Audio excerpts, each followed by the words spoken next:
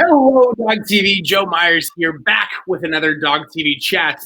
Uh, Very excited you're joining us during Canine Enrichment Week here at Dog TV. We're having a ton of fun.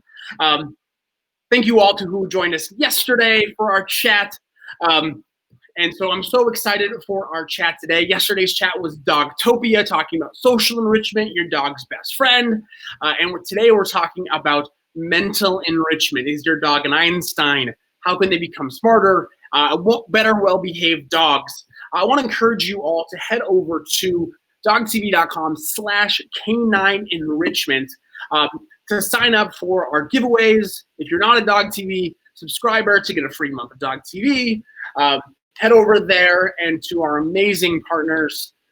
Thank them for partnering with us as a part of this, and to iFetch and Kong and iDig and the TiVo Pet and Fear Free.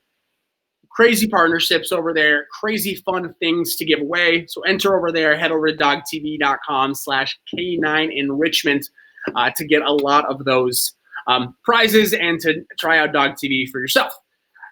Without any further ado, I'd love to welcome my guest today, Mark Hines, internationally recognized as Kong's company lead behavior and training specialist. In his role in the past 18 years, he works with veterinarians, behaviorists, breeders, shelters, works with military canine units, law enforcement. Please welcome my guest, Mark Hines. Great to be here, Joe, and thank you for having me. Thank you so much, Mark, for joining us and for being a part of Canine Enrichment. And today we're talking about mental enrichment. So let's make sure we have our ducks in a row. What is mental enrichment? Yeah, so the definition would be basically an activity that you do with your dog that enhances or improves their mental state. But that's just a definition. And to the pet owner, it is more about meeting, to start out with, the dog's basic needs. It's about making sure that they have a good diet, that they have water available at all times, that you're taking them to the veterinarian for their checkups, taking them for walks, taking them out for socialization, all the things that we know as a good dog owner should do. Those are the basics. But where we run into with a lot of pet owners that the difference is that every dog is an individual. Mm-hmm. And so we have dogs of different ages. We have puppies. So enrichment would be a little bit different and more important with the little ones. And then we have mature dogs, and then we have senior dogs. And so enrichment is different for all of those categories. And it could be dogs that came from a shelter where we don't know their history. And so that adds a new dimension to it as well, as to what is enrichment for them. Because with all dogs, as a trainer and as pet owners, we're dealing with stress, we're dealing with anxiety, we're dealing with fear. And so those are the things that with mental enrichment, we have to kind of work our way through to give them all those benefits. So up front too, it's hard to talk about mental enrichment without a little bit of physical enrichment, right? So, I mean, if you take your dog for a walk, it's the environment that's mentally enriching on the walk. It could be a squirrel, a rabbit, a smell, the dog they go by every day and it barks and they have their little fence fight. Mm-hmm. And all of these things. And it always cracks me up that people tend to, and I'm guilty of it too, a routine that we get into where we go the same way when we take our dog for a walk. And so if you just take the dog the other way and same distance, but the other way, that mental stimulation, mental enrichment of new smells, of new dogs, of new unfamiliar. And then you get home and you find out your dog is exhausted when you went the same distance. So mental enrichment and physical enrichment play an equal part, I believe. Mental every bit as strong as physical. But from our standpoint and from a toy manufacturer, the Kong company, what is so important for us is that bond, that relationship. It's overused maybe, but it's so true. And it's about the love that we have. We are a species that both have juvenile traits our entire lives. And so we like to play. Yep. And so for Kong, it's getting out there, and we have such a broad selection of toys. So it's interactive play, baby outside, that's giving physical and mental stimulation. And then for us, it's the bonding of using high value treats and using toys that are mentally and physically stimulating, puzzle toys that help the dogs out.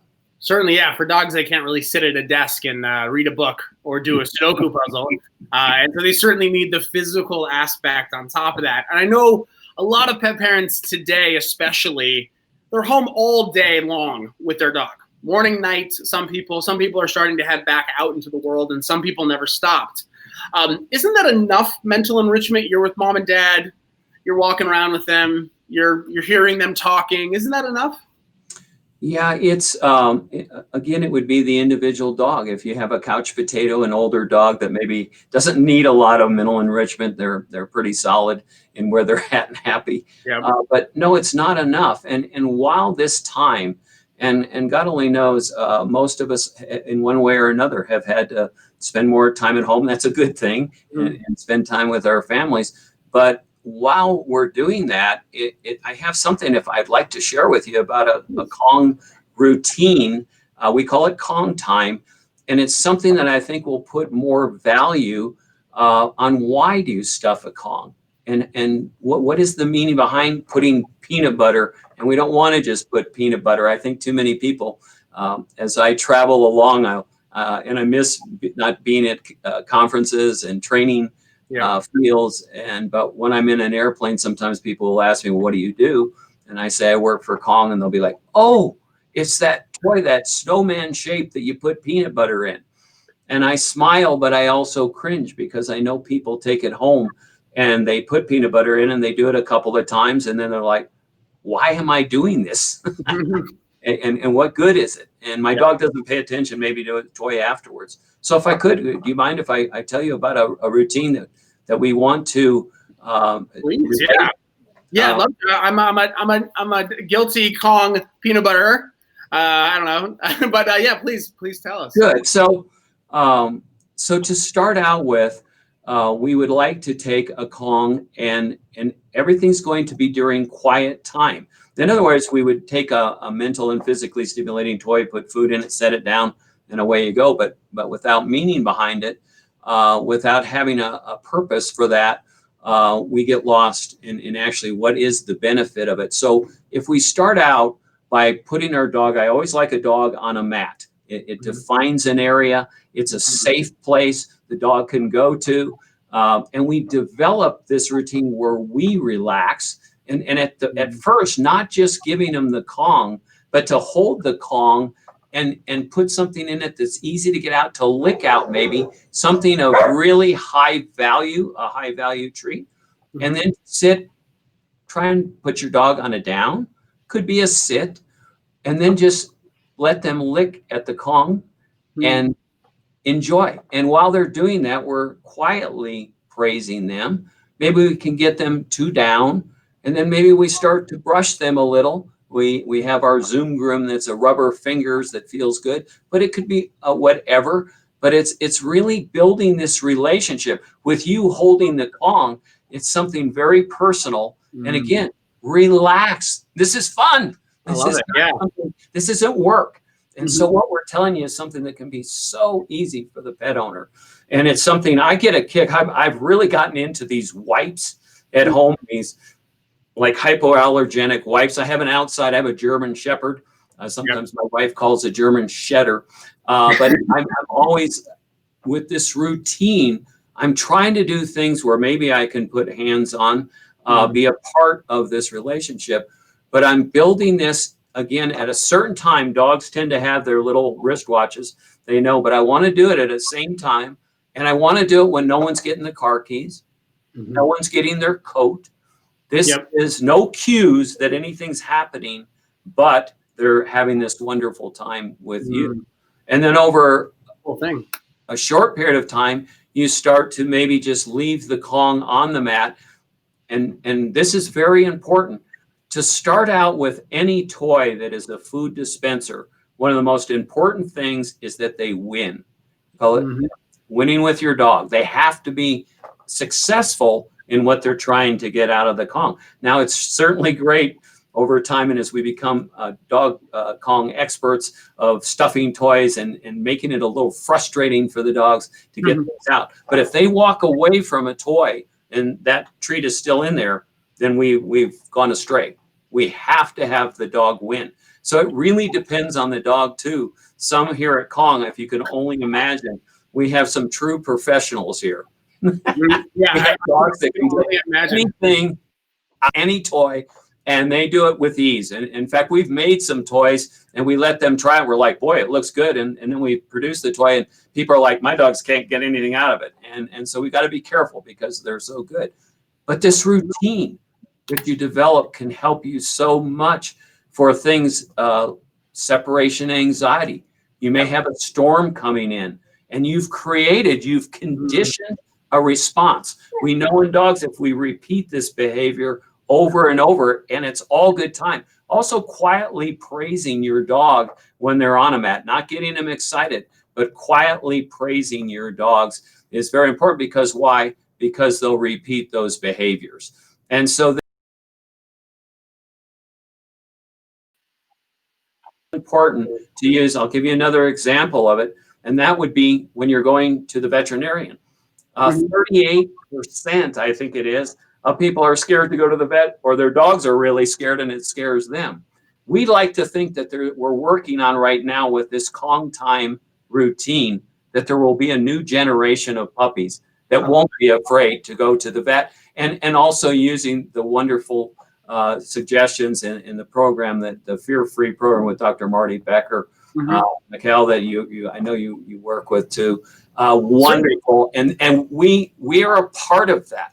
We are always a part of a solution, not necessarily the solution, but if you can show up to the vet's office and you have a Kong stuff with high value, and trainers all know you got to use those treats accordingly. If you have something in there that's boring and your dog's not hungry, so also when you do this routine, use hunger as your friend. It's really important. Not starve your dog, but I know I and my dog can miss a meal and miss that meal and then introduce that, and the Kong will have more value. But this routine can be used for so many different things. Maybe companies coming over and you want them there. I love that training. I love that reinforcing that, so people know that they know, the dog knows that I'm here, I have you, and that personal relationship. I know I've seen dogs on the internet that have all those puzzle toys and puzzle treats. Can your dog get smart enough to cause mischief if too much mental stimulation? Are they going to start on unlocking gates and getting their own food and using your cell phone? What's the balance there between a dog with not enough and maybe too much? Yeah, when they get the car keys, you're in trouble. If that's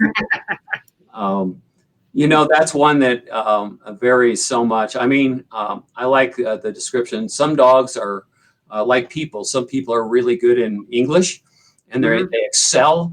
And then you have your math student, and they fail in English, but they're great in math. I think of that with dogs that I work with, like law enforcement and military. They're into math, and they're just driven, and so different than a service dog that may be a little reserved, a little impulse control, and they're both brilliant. They're both smart, but they're in a different way. And so we want to find toys that can help, depending on the dog, what their expertise might become. Some grow very rapidly and are looking for more toys and figuring them out, and others are like, not going to do it. And I think of some of our dogs. We have 20 dogs that come on different days at Kong. And we have Tucker, and Tucker, we just lost him. But we loved him, and because he would only work on it for so long, a toy, and then he'd look at his mom and be like, over here, I need some help. And he was just delightful, but that's him. And then we have other dogs that puzzles, the different ones. That's what's so neat, is dogs like novel things. If you bring home a toy, they're gonna like it, and that's why we rotate toys too. Very important to rotate so they stay novel. And God forbid that you would take, if you have two dogs and you don't bring two toys home, and probably the same, because if you bring different ones, the dog will be, one of them will be like, no, I want his or hers. I love that analogy of like math and English with dogs, because I think everybody sees a dog and they're like, well, my dog can't do that, but maybe you just haven't found. That's exactly right.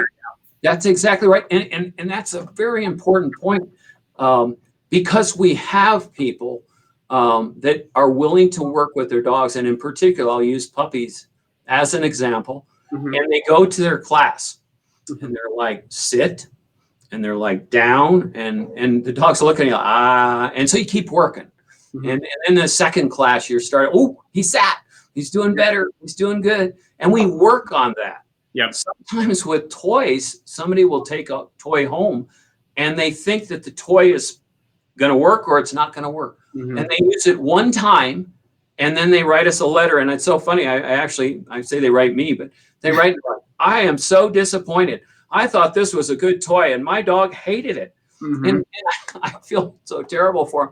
But it's like, no, you may have to work with your dog a little bit and help them understand what the toy is about. And again, making it easy at first, and then gradually making it harder and harder. And again, frustration's okay. It's all right. When a dog is working on a toy and they can't get anything out, it's all right. That's what's so nice, is that's the mental aspect of it. But if they walk away, now it's a different story. If they walk away, they failed. And we always want winning with your dog. Always want the win. I love that. Like, so frustration is a good thing if you keep trying. I think we, as dog parents, we want to kind of like helicopter or lawn mow away all the challenges in our dog's life. We put the food in the bowl, we walk the same path every day, and the routine is good. But I think giving them that ability to sort of stretch and grow is a good thing. Absolutely. Very cool. Well, we talked about this a little bit, but kind of want to say, I know calling has a lot of options. There's a lot of options out there for mental enrichment. What would be a good advice for maybe a new pet parent on how can they pick the right one? Is it Google searching? Is it finding the one on the lowest part of the shelf? What's the tip and the trick to maybe try to find out if your dog is a math or an English guy? Yeah. And so that's where dogs are individuals. I like to say, and I can do this with a lot of dogs I have, and that is that it's how much you like the toy. It can be even more important than letting the dog decide. I don't let a dog decide. I want the dog. Now they will. Dogs, according to the texture of the toy, how soft it is. There are dogs that don't want a hard rubber toy. They want something plush and soft. And some dogs just suck on it. And we have to learn what those behaviors are as a dog owner. And in particular, we call it chewing temperament or chewing behavior. Are they aggressive, tough chewers? Are they average chewers?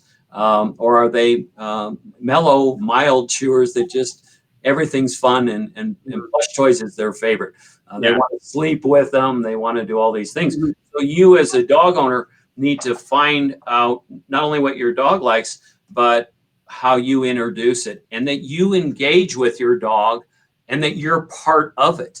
That is so important that we don't. So many people buy a toy, they go home, they feel guilt-free now, and they hand a toy to a dog, and then the dog will chew it up, and then they'll be like, well, he chewed it up. Well, no, you can work with them and say, and play with them, and then put it up. Play with them again. And once they learn, they can actually learn what it's for. You can have a toy that they won't chew up because, oh my gosh, this is the one I play with mom or dad with. And so you can create things. I can create with a plush toy. I did it with a military type working German Shepherd that I have, that when he was a baby, I put a plush toy under his leg. And he would be at any time when he was asleep. And so how often does a puppy sleep, a 7-8 week old puppy? A lot. And so I put that under, and he'd look at it, and I'd be like, don't hurt the baby. And he would sleep, and I'd get 5-10 minutes out of it, and then I'd take it away before he woke up. I didn't do any tug with it. That what he would love to do. But every time he'd go to sleep, or quite often when he'd go to sleep, I would put it under his arm, and he'd just be, okay. Well, he's almost 7 years old. He's never chewed up a plush toy.